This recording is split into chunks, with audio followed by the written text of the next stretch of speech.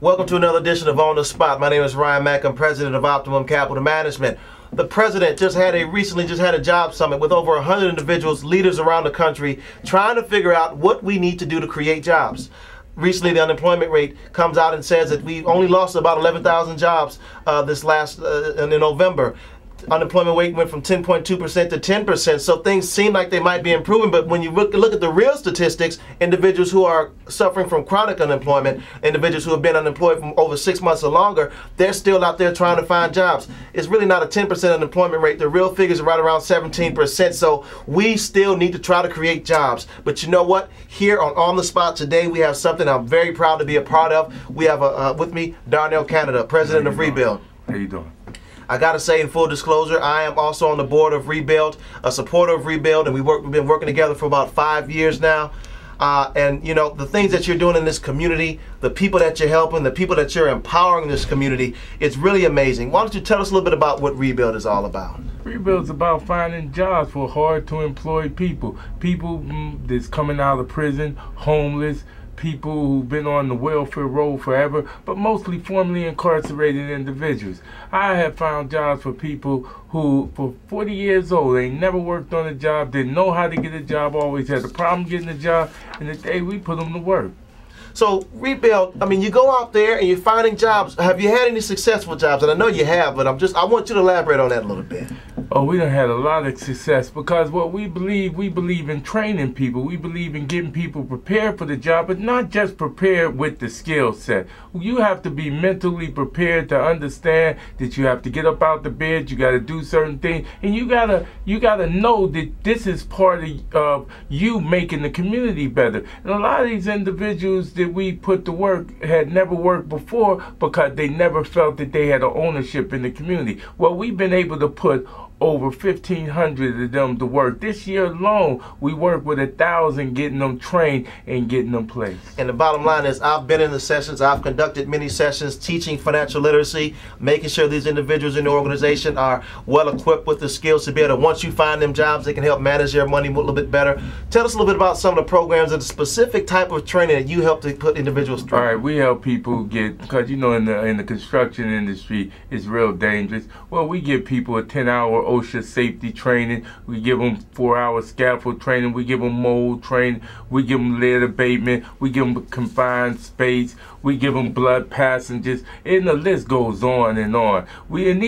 This training is city, state, and federal certification. So we're just not giving them some training and put them out there. Some of this training, you can't even be on a construction job without it. Without the 10-hour OSHA, you can't be on a construction job. Without the 4-hour scaffold, you can't be on the construction job. And very soon, without the lead training, you can't be on a construction job. So we have been in front of the loop, and we even been training in green construction, preparing people, because mostly in green construction you learn on the high level, but we bring it all the way down to the worker, where the worker can identify with the architects and the engineers and know how to make sure that job stays green and get it through. And I was the MC from a graduation ceremony that you had the other day. It was just amazing to me to see all these individuals coming through with as much as 15 to 17 different certifications that they've had, men and women getting certified to train in jobs. Can you tell us a little bit about the feeling that you got from that day, and a little bit about how the feedback that you got from that event? The feeling was fantastic. The feeling was great. Do you know, what really made me feel good is not just that they was graduating, but they got up there and spoke about what they learned. They got up there and they spoke about it in a way that if you were sitting in the class, you would think they was the teacher, and that made me feel great. So tell us a little bit about Darnell Canada. I mean, why have you decided to dedicate your life? Because over the 5 years I've known you, I've seen you pound the pavement, hit the streets, and work with thousands, literally upon thousands. I've seen you work with individuals, getting them jobs, getting them training. I mean, we've been out there together in the rain, handing out flyers, trying to get people to this program to get them employed.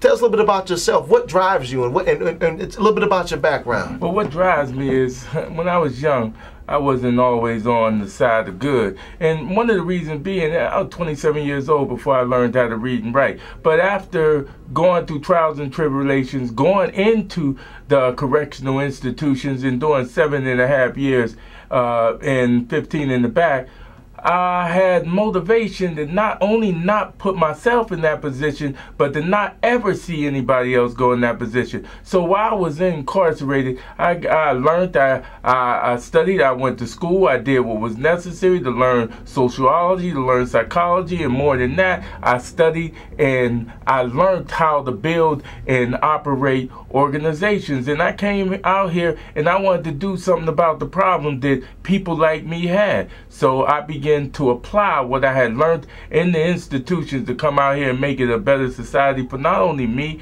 but for the people who are around me. I don't want criminals walking around my mothers, my aunts, my nieces, so the best way to make sure that don't happen is not prisons.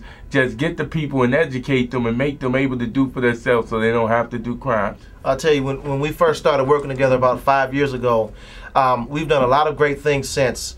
And, you know, I really feel, as far as I'm concerned, I've never seen a program that really does as much tangible things in putting people to work, getting people off the streets, getting them employed as what Rebuild does. And I've said that, and I'll say this publicly to everyone. I really believe that you should have been at that summit. What would you say right now to President Obama in terms of your ideas and your strategies of what he should do to try to get your ideas to put people back to work? Because you've created thousands of jobs by yourself. I would tell President Obama that you need more people like me, that's a little bit like himself, that's been out there organizing in the grassroots community, been on the ground, understand what's happening in the community, what's the needs of the community, and also been on the corporate side and understand that, we have to build a bridge between the two. See, we don't get phone numbers and get flyers and read newspapers to get people jobs. We get out there, we get in the street, we go from job to job to job to job, talking to the people, talking to the owners, talking to the contractors, talking to the people and convincing them that you need to at least give us a try. And once they give us a try and they seen the certifications and everything we have more certifications than some of the foremans on their job. So we're more qualified than some of the foremans on their job. So what we have did, we don't just give people training in something that they can't use. We give people training in something they can use, and then we get in the field as job developers, and we go find them jobs for real. We understand the process of the developer, what he needs, and we understand what the people need, and we make that connection. And I'm going to ask you a question that's going to blow everybody away because I already know the answer to it. How much funding does your program receive? None. Zero. So I want to ask that again. How much funding does your program receive? My program receives no funding whatsoever. And do you know, if we're doing this at this level, if we were to receive funding, oh my God, what we would do.